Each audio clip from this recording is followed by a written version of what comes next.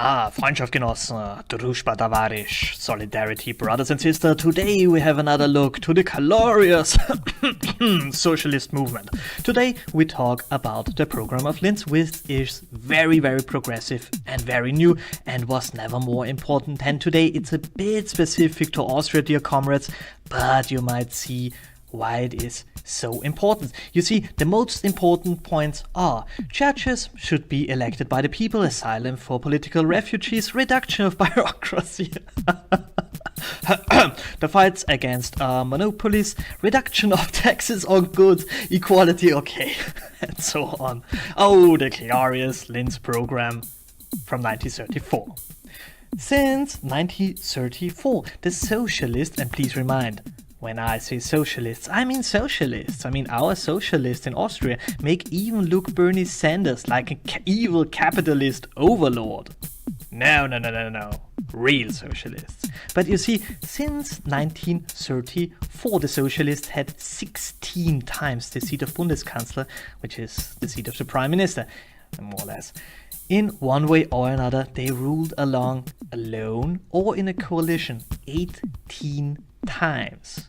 And one of these times with this oh so evil FPÖ, but this gets forgotten from time to time. 83 years, and we still read in essence the same program over and over again.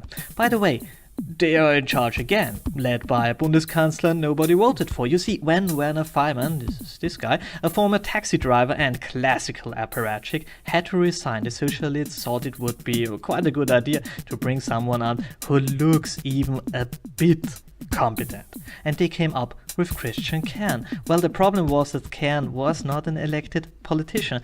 He was in essence just another SPÖ apparatchik working for the Austrian Federal Railways, which is in essence under complete control of the Socialists.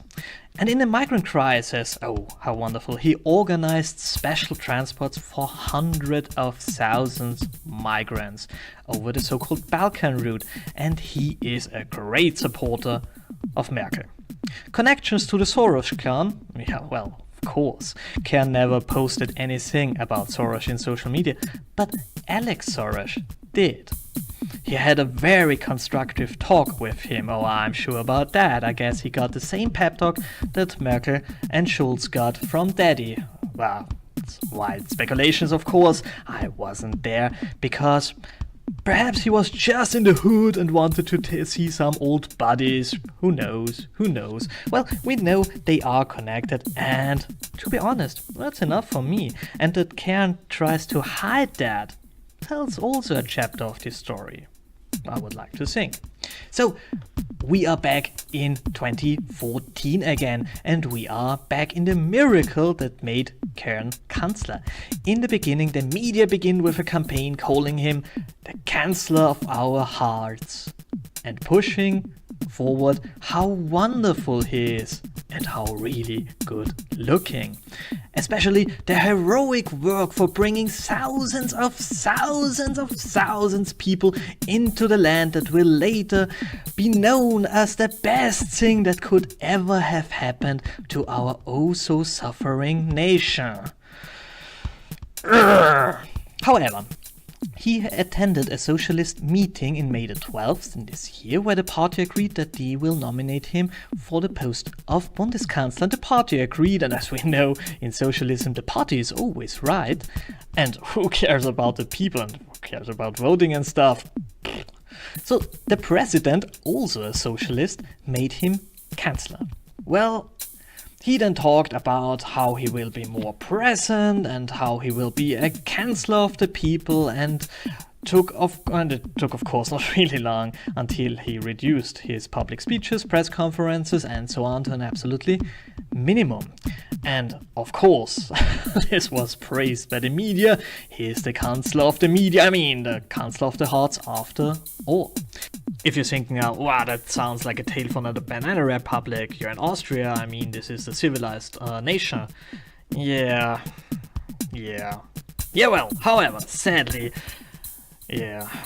But that's beside the point. The point is that over half of a century it is now possible for someone who was never voted into politics or in a political position by the people to become the most important political figure in the nation.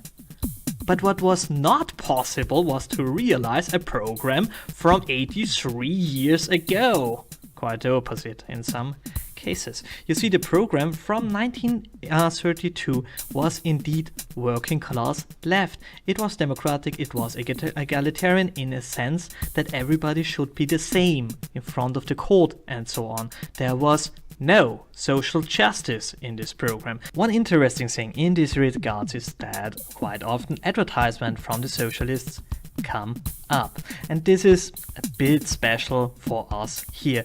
You see, that's something that the FPÖ, the right wing, started. You see, we don't have two parties, we have a lot more, and it's quite normal that two parties rule in a temporary coalition for 4 years and something like that. That means that after every election, it takes about 3 months or something like that to have a working government, to find out who will coalesce with whom. It's not always so clear. I know that's a strange concept, especially for Americans, but actually I like the system. It works more or less. Having more than two parties changes things on more than one level. This particular party, namely the right-wing FPÖ, started in the 90s with advertisings in newspapers, and not only before an election, but non-stop.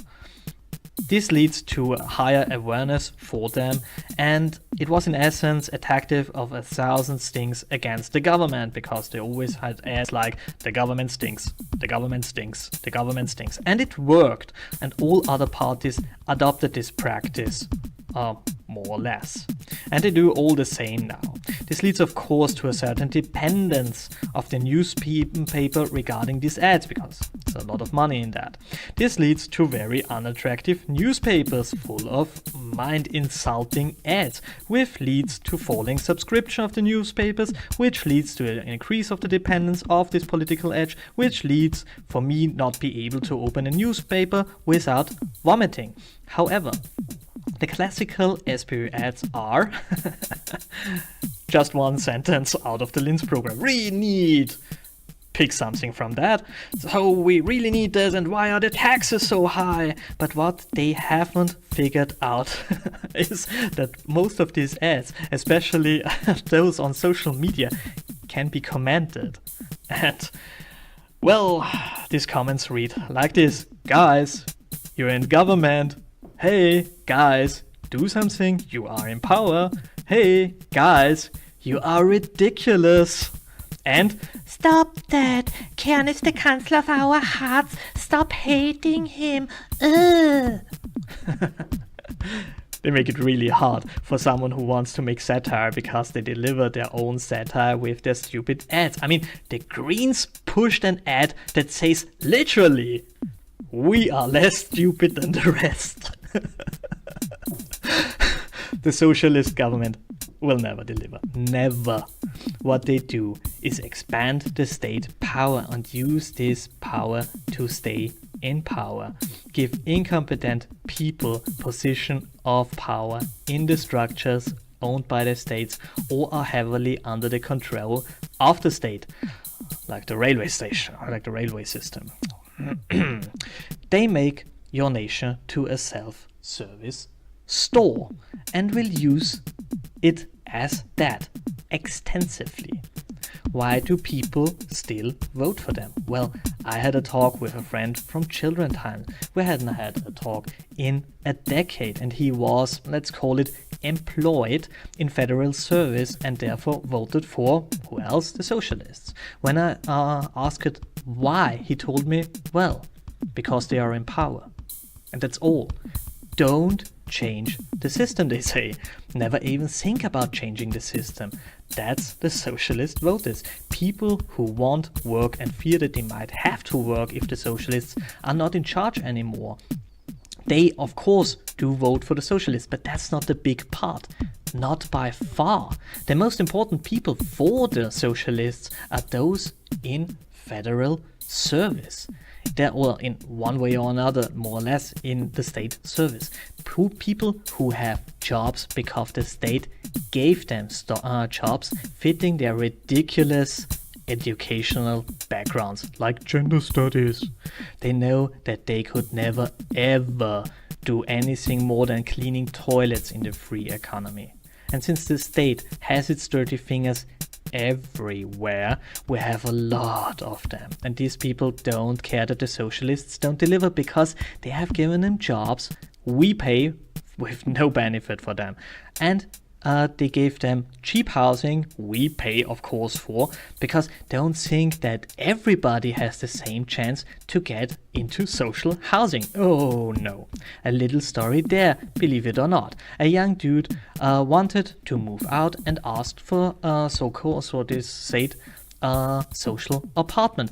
The woman responsible said that, well, sorry, they are all gone. Waiting time 5 years. Yeah, well, that's sad, but it's okay. I mean, waiting time of 5 years, it's nothing in a socialist system. So 2 days later, the father of the said dude talked with a friend of his, a socialist politician in the middle and, let's say, a bit higher ranks, and say, oh, it's so sad that there are no social apartments near here because my boy wanted to move out and now he has to move quite far away. And the socialist takes out his mobile phone, speaks 2 minutes, comes back and says, drive to our office, the apartment is ready, he can move in 3 months.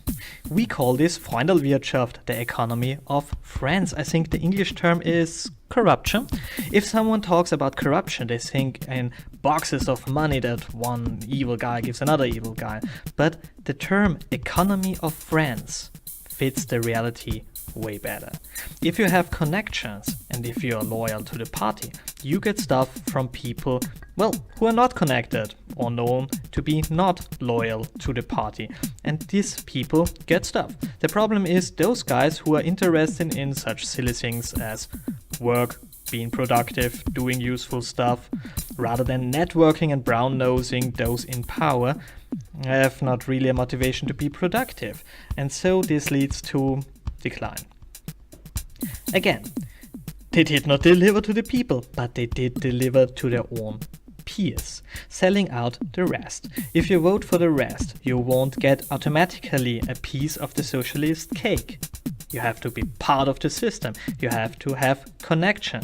And cultivating this connection, well, this takes the better time of the day. And a lot of resources too. Wherever you have socialism, it works the same way. It's always the same result. If we put computers in charge, might be different, but as long as humans are involved, that can be bribed and so on, even the most idealistic on the top, it doesn't work because below them, the economy of France flourishes, and there is nothing you could do against that. And this is kind of sad, because I could really agree to a lot of points of this Linzer program, but only to a certain degree. You see, I think that social housing is a good idea as long as it comes with a stigmata that you cannot care for yourself and rely on the help of others, of productive workers, which is then therefore motivation to change that. But in, let's say, Vienna, it's quite the opposite. You see, living not in a social apartment is the stigmata, because it shows that you are not well connected, and being not well connected, well, makes you half a Nazi anyway. You see, socialists did not deliver in 83 years in Austria. What we got was an economy of friends and a steady decline. The sad truth is, if you buy years after year after year after year a product that sounds really great, but it never gets delivered, well, at some point you have to change the supplier. You change to a product that is indeed not really as sexy, but can be delivered. One bird in the hand is worth 1,000 in a bush. Capitalism proved that it is able to deliver to the working class. Capitalism proved that it might increase the living standard of the working class. It's no wonder that the working class went away from socialism.